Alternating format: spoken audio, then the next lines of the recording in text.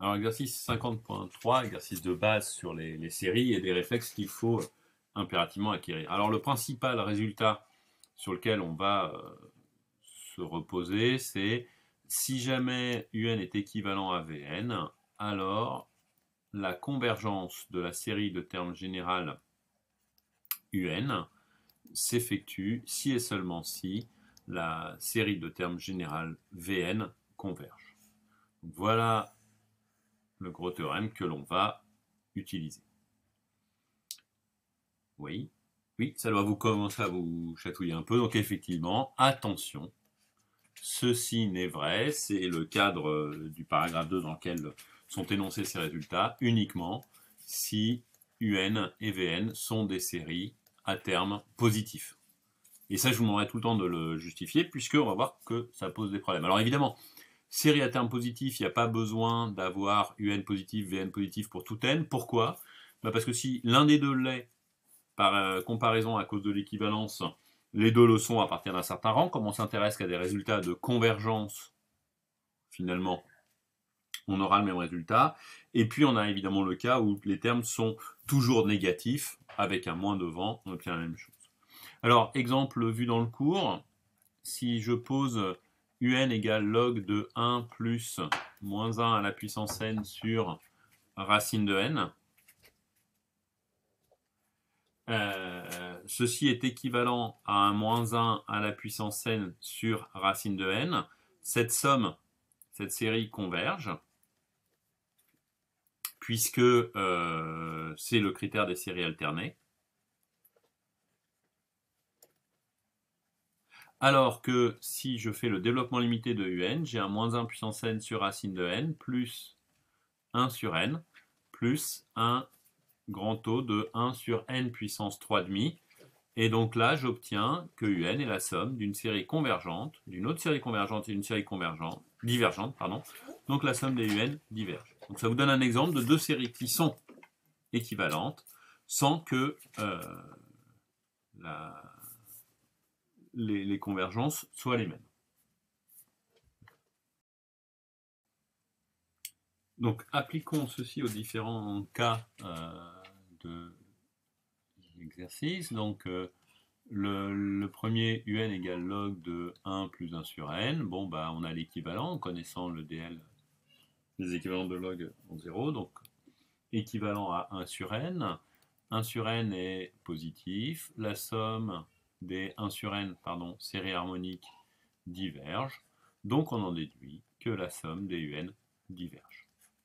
Une remarque, on n'a pas d'idée de la somme ici, évidemment, la somme diverge. En revanche, ce qu'on peut dire, c'est comme on a une comparaison des sommes partielles, bien Sn, c'est-à-dire la somme de k égale 1 jusqu'à n des log de 1 plus 1 sur k, ça sera équivalent à la somme de k égale 1 jusqu'à n des 1 sur k. Et donc ceci, on a vu, ça vous devez le savoir, c'est équivalent à log de n. Alors ce résultat d'équivalence ici n'est pas officiellement au programme, je vous l'ai détaillé dans le cours, c'est la comparaison des sommes partielles dans le cas divergent pour des séries à termes positifs. Il est bon de l'avoir vu et de le connaître. En revanche, l'équivalent à log de n par monotonie intégrale de la série harmonique, vous devez le connaître, et vous devez le connaître depuis un certain temps déjà. Donc on continue deuxièmement, UN qui est du n-3 sur n carré plus 2, bon bah c'est équivalent à 1 sur n, donc même tarif que tout à l'heure, 1 sur n est positif, la somme d'1 sur n diverge, donc ça diverge. Troisièmement, UN est égal à n-3 sur n cube plus 2, là c'est équivalent à 1 sur n2, les 1 sur n2 sont positifs, la somme des 1 sur n2 converge, donc cette fois, la somme des UN converge. En revanche, on n'a aucune idée de la somme, réellement, et pas de moyen de la calculer. Donc dans l'exercice pour lundi, vous aurez un certain nombre de sommes à calculer, l'exercice 51.2. Donc ces justifications, ça passe tout le temps par la même chose pour justifier la convergence. En revanche, pour calculer la somme, c'est toujours quelque chose de plus compliqué et sur lequel il va falloir inventer des méthodes. Et c'est uniquement pour des cas particuliers pour lesquels les choses s'arrangent bien. Quatrièmement, UN égale log de 1 plus 1 sur n2. bon, bah, qui est équivalent à 1 sur n2, d'où la convergence positive, etc., etc. Cinquièmement, qui est quelque chose qui vous pose ce problème. Alors, log de n sur n puissance 5 demi. Alors, on a du mal à voir dans quel cadre on va s'y rattacher. Log de n, ça ne nous donne pas des bons équivalents. On n'a pas plus simple comme équivalent que un. Bah, en fait, l'idée, c'est de dire, tiens, et on va le faire de façon générale. Je ne vais pas le faire comme ça. Est-ce que c'est suffisant ou pas pour converger? Et ben, on va essayer de mesurer avec un grand O ou un petit O. Donc, je vais calculer n2 un. n2 un, c'est log de n sur racine de n puissance 5 demi, divisé par n carré. D'accord? Et ceci tend vers 0. Donc j'en déduis que un est un petit o devant 1 sur n2. Et on utilise le théorème de convergence, pas celui avec les équivalents qu'on utilise le plus souvent, mais celui avec les petits o, d'équivalent à terme positif. D'accord? Donc ici, un est positif.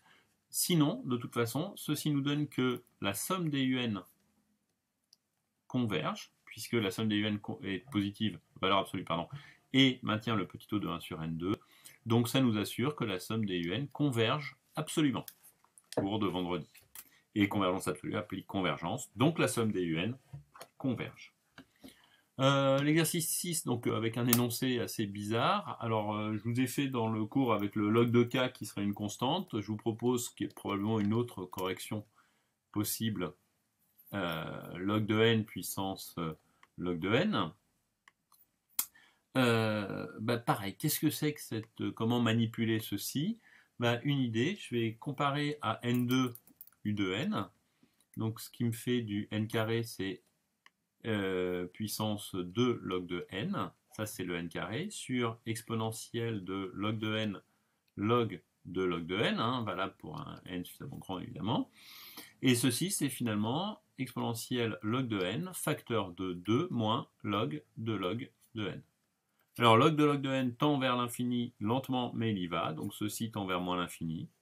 Donc tout ceci tend vers moins l'infini. Donc tout ceci tend bien vers 0. Résultat, un est un petit o de 1 sur n2. Donc, par comparaison, la somme des valeurs absolues de n converge, c'est-à-dire que la série de termes général un converge absolument, donc converge. Cas suivant, le 7, un est égal à n exponentielle moins n. Bon, bah là, on se dit que l'exponentielle moins n va tuer un petit peu tout. Donc, j'y vais de la même façon. n2 un. Alors, pourquoi n2? Parce que n2, c'est la valeur la plus simple telle que ça converge. D'accord? Et si de l'autre côté, je voulais montrer que 1 sur n est au contraire négligeable devant, je mettrais par n. Hein. L'idée, c'est de comparer à du Riemann. Donc, n3 exponentielle de moins n, la croissance comparée.